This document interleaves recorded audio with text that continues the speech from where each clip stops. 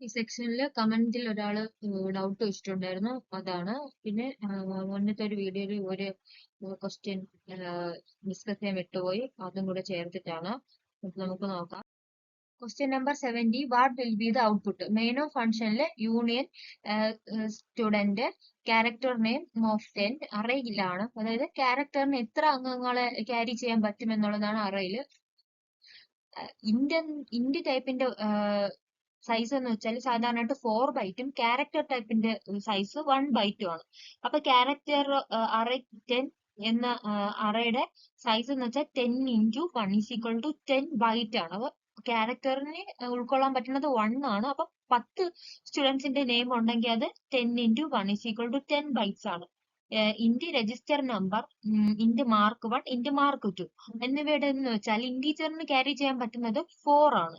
അപ്പം 3 × 4, അതായത് രജിസ്റ്റർ നമ്പറിന് 4, മാർക്കിന് 4, മാർക്ക് 2ന് 4, 3 × 4 12 ബൈറ്റ്സ് ആണ്. മൊത്തത്തിലല്ല, ഓരോന്നിനും 4 ആണ്. രജിസ്റ്റർ നമ്പറിന് 4, മാർക്കിന് 1 4, മാർക്ക് 2 4, അങ്ങനെ മൊത്തത്തില് 12. നമ്മൾ യൂണിയനിലാണ് പറഞ്ഞിരിക്കുന്നത്. മെമ്മറി സൈസ് എപ്പോഴും യൂണിയനിലുള്ള മെമ്പറിന്റെ വലിപ്പത്തിന്, അതായത് സൈസിന് തുല്യമായിരിക്കും. അപ്പം കാരണം എന്ന് വെച്ചാൽ ഇതിലെ മെമ്മറിയിലെ എല്ലാ മെമ്പേഴ്സും പരസ്പരം അതിന്റെ ഒരു സൈസ് പങ്കിടുന്നുണ്ട്.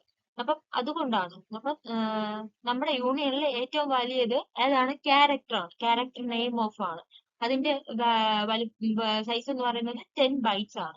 10 ബൈറ്റ്സ് ആകുമ്പോഴത്തേക്കും എന്താണ് print percentage D size of S T എന്ന് പറയുന്നത് മേലുള്ള സ്റ്റുഡന്റിന്റെ വേരിയബിൾ ആണ്. അപ്പം എസ് ടിയുടെ സൈസ് ആണ് കണക്കാക്കപ്പെടുന്നത്.